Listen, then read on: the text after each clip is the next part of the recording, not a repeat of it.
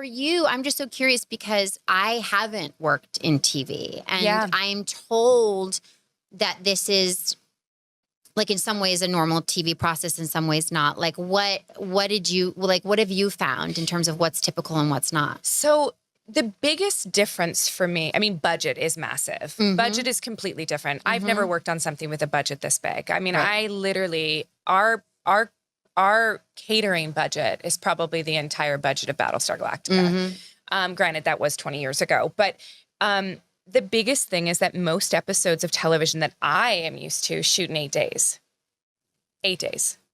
It is so fast, and you get 2 to 3 takes, and that's it. So when I came in, it was I'm like, not my medium. No.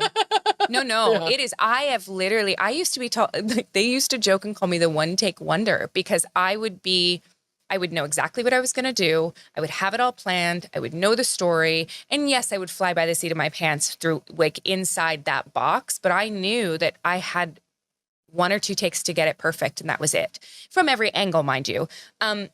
But so when I got to Mando, and on day 1 with you, where for God love you, the amount of takes you do is like my bread and butter.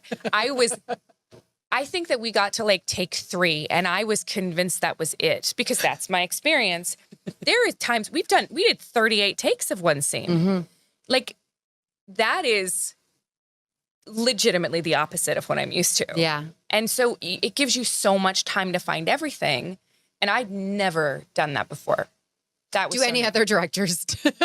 Some do, yeah. Okay, that's cool. Some do, but cool. I love it. I absolutely love it. And because it gives me the ability to find different things inside of what I thought. And then sometimes you get so over it that you give a different performance. You're like, oh my God, I didn't expect that. And that wouldn't have come without me completely abandoning everything that I'd already done or thought I knew, or, or even sometimes just the, exhaustion of going up and down stairs peppered your next take and made it something different. And I love that too. Yep.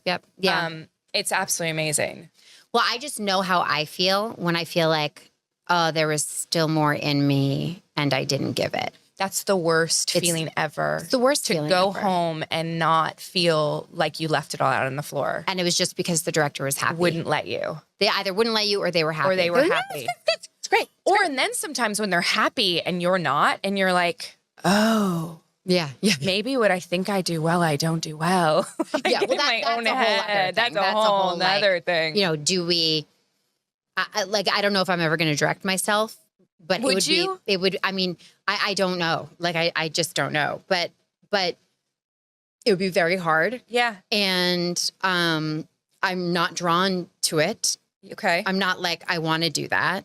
I don't know if I could do that. And I wonder how accurate my perception is of myself versus the reality. You'd need Seth on set. Yes. No, but that's what we've discussed. Yeah. You would literally need your husband there to tell you if you have an accurate perception of what just happened. Do you know what's really interesting about the takes? Because I really like to sort of state assumptions and then analyze it and like get some real numbers behind things. Right. Where I'm just like, I think it's this, but let's actually look at it. Let's look at the numbers, kind of like the auditioning right thing.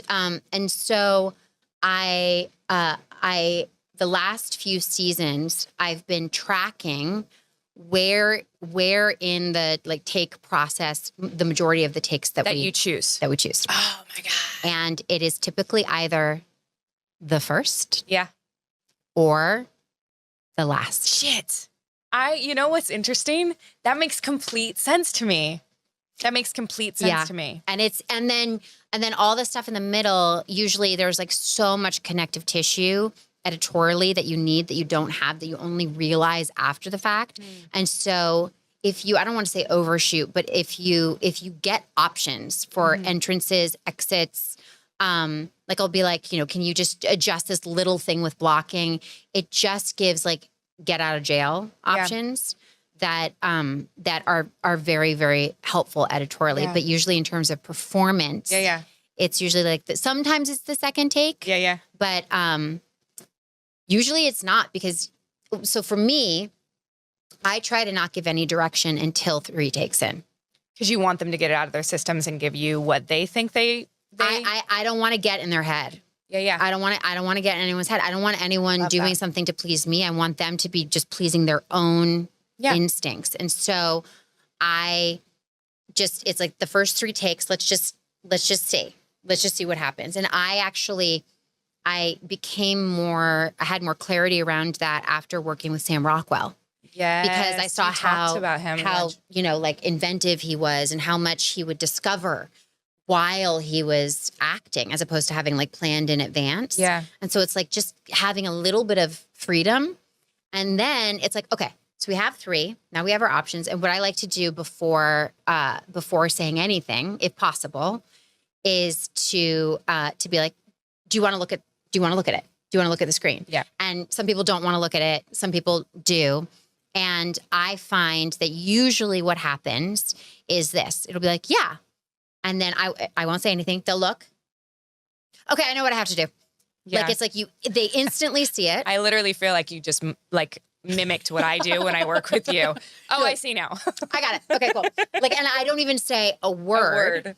And then what's cool is then it's like your drum solo. You know, it's not me being like, do it like this. Like, it's like you're in flow, you're doing your thing. And then I can just kind of come in there and just be like, try one like that. How about like that? You're like tapping the pot on the wheel. Yeah. And it's more this kind of a thing as opposed to like, I'm going to create this. Like it's just kind of bringing it in. Dave Filoni, I recorded a session with him, which you are all too familiar with. Yes. I only had one. You've had zillions for over a decade. And he said something. I just found the way that he directs to be really beautiful and very special, I think. Right. He's someone that I look to be like, the way that he articulates things. I also think that Fav is really good, like in the moment, like getting you like going in the headspace. Fav is really, really good at finding new ways to sort of like have you try different things. He's like this. It's as if this. It's this. You're at the bar and the guy and then the wife looks at you and you know. You've been there. We've all been there. Do that. Yes, exactly. Exactly. And so it's been wonderful to watch both of them with actors. I have seen Dave a little bit more because John, like he'll step in there, but he's also very respectful of the kind of the director that's there and all of that. Yeah. And Dave, I said to him, I was like, can I like ask you some questions, basically how you do this? And he said that he strongly believes that the best version is not the version that's in his head. The best version is what is going to come out in the session. Mm-hmm. And it's not something for him to dictate. It's something for him to discover. Beautiful. And so he really doesn't come in there. And to do that also, like as an animator, someone who controls every single element to free yourself of that is powerful. It is powerful. It's a metaphor for life too, right? In that sense that we always, we try to dictate where things are going to go. And the moment we let go, it's much more beautiful. And